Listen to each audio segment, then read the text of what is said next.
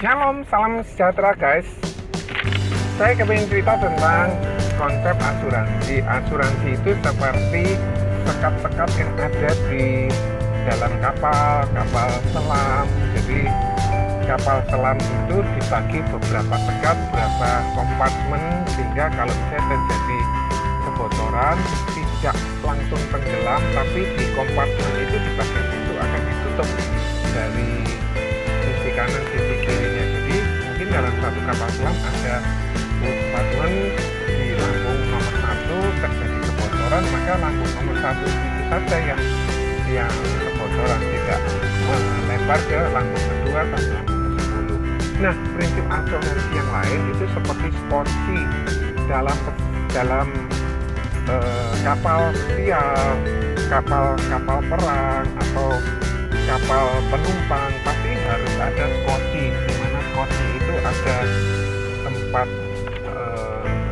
untuk menampung 20 orang atau 60 orang, tergantung dari kapasitas kapal tersebut. Nah, skoci tersebut tersedia bahan makanan kering yang siap saji, yang tinggal dimakan, sudah ada air minum, ada lain sebagainya. Jadi itu kayak lifeboat, boat penyelamat seperti itu. Nah, seperti baju pelampung, kalau misalnya di kapal terbang, di pesawat, pasti ada baju pelampung untuk mengantisipasi kalau terjadi pesawat tersebut mengalami kerusakan, mendarat darurat, maka baju pelampung itu dipakai. Kalau misalnya dia kena air, maka lampu di baju pelampung bisa nyala, disediakan pelumis. Jadi ini semua langkah-langkah antisipasi seperti petunjuk keselamatan, evakuasi map untuk menunjukkan langkah orang keluar kemana, ke tangga darurat. Tangga darurat pun sendiri merupakan langkah antisipasi dari konsep asuransi. Jadi tangga darurat itu dipakai pada saat terjadi kebakaran, lift tidak berfungsi, maka tangga darurat masih bisa berfungsi untuk turun khusus untuk apartemen, gedung-gedung bertingkat, dan perkantoran dan sebagainya. Di dalam tangga darurat pun sendiri masih ada railing dari tangga tersebut, artinya masih ada pegangan untuk seseorang menuruni tangga atau naik tangga. Nah, konsep asuransi juga seperti ban serep. Nah, kalau kita lihat mobil-mobil itu punya 5 roda, yang dipakai hanya 4. Nah, 1 itu sebagai cadangan. Kalau misalnya terjadi ban gembos, maka diganti sebentar, butuh waktu 1 jam, maka kendaraan tersebut bisa melanjutkan perjalanannya. Demikianlah roda kehidupan harus terus berputar dan terus berjalan, sehingga tidak perlu berhenti di tengah jalan. Kemudian sebuah kereta api memiliki rem darurat untuk menghentikan kecepatan kereta api apabila terjadi mungkin lepas dari relnya atau lepas dari lokomotifnya atau keadaan-keadaan darurat. Nah, palu pemecah kaca itu disediakan di bis umum, bis Surabayaku itu ada, bis-bis di luar negeri juga ada yang mengangkut beberapa penumpang, maka bisa disediakan untuk apabila terjadi kebakaran di bis tersebut atau terjadi stuck, tidak bisa buka pintunya, maka kaca, palu pemecah kaca itu berfungsi. Asuransi juga seperti payung. Kalau kondisi panas begini kita pakai payung, kalau kondisi hujan kita pakai payung. Kalau tidak terjadi kondisi hujan dan panas, maka kita bisa taruh itu di mobil atau di rumah, sehingga perjalanan kita tidak perlu tertunda. Kalau terjadi hujan terpaksa harus berteduh di bawah pohon, berteduh di etalasenya toko-toko supaya kita tidak kehujanan. Nah, seperti jas hujan juga, kalau sudah musim penghujan, maka kita harus sudah siap jas hujan supaya kita masih terus bisa berjalan meskipun dalam kondisi hujan. Baju dengan banyak kantong, jadi seorang tentara resimen mahasiswa itu punya beberapa kantong. Kalau tentara itu punya kantong untuk mungkin granatnya, untuk tempat pelurunya, tempat untuk radio komunikasinya, tempat untuk pena mencatatnya, untuk kantong untuk senjata dan senjata laras pendek dan lain sebagainya. Dan kantong-kantong itu memiliki fungsi yang berbeda-beda. Kita juga harus punya kantong-kantong untuk dana pendidikan, kantong untuk dana kesehatan, kantong untuk dana pensiun. Kita juga harus punya kantong untuk investasi atau kantong untuk proteksi juga.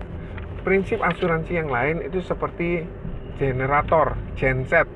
Apabila terjadi pemadaman listrik, maka kita tidak bisa menggunakan fasilitas listrik tersebut kalau kita tidak punya generator. Tetapi kalau kita punya generator, maka generator itu dinyalakan dan listrik bisa digunakan seperti sedia kala.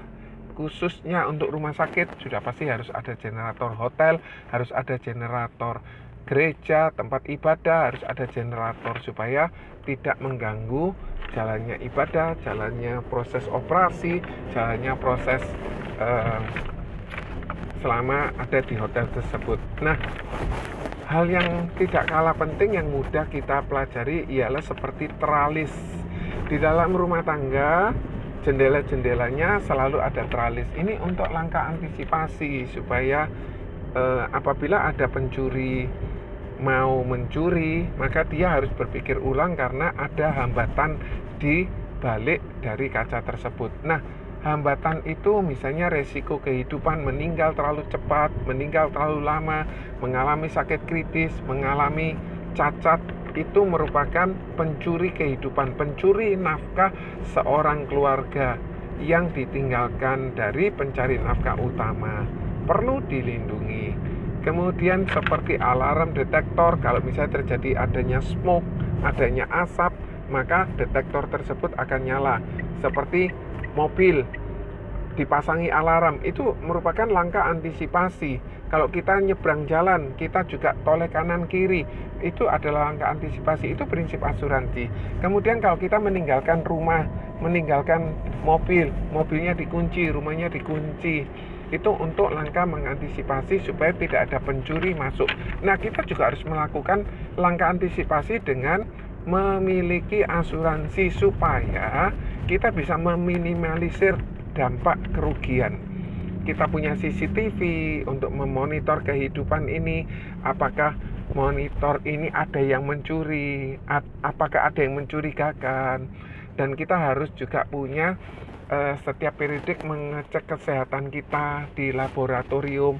Itu merupakan langkah antisipasi. Itu adalah prinsip-prinsip asuransi.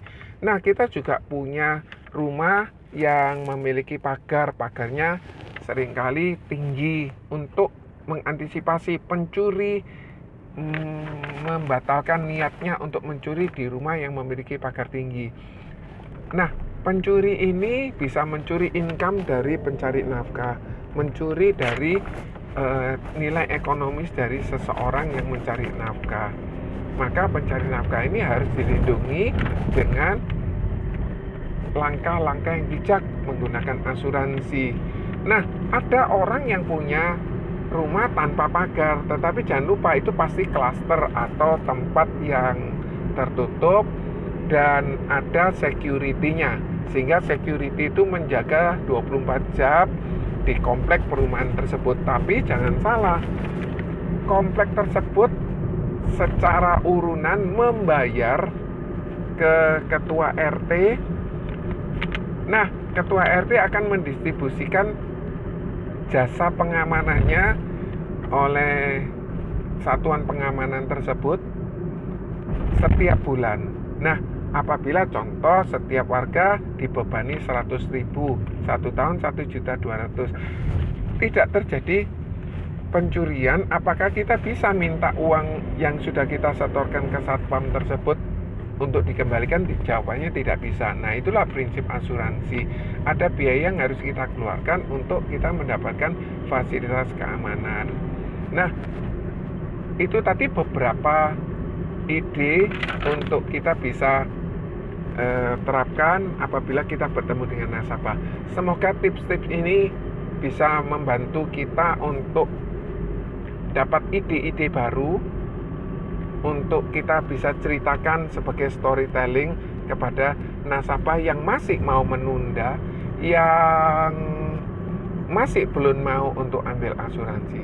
Oke, salam sukses, salam sejahtera, sehat selalu, God bless you all, bye.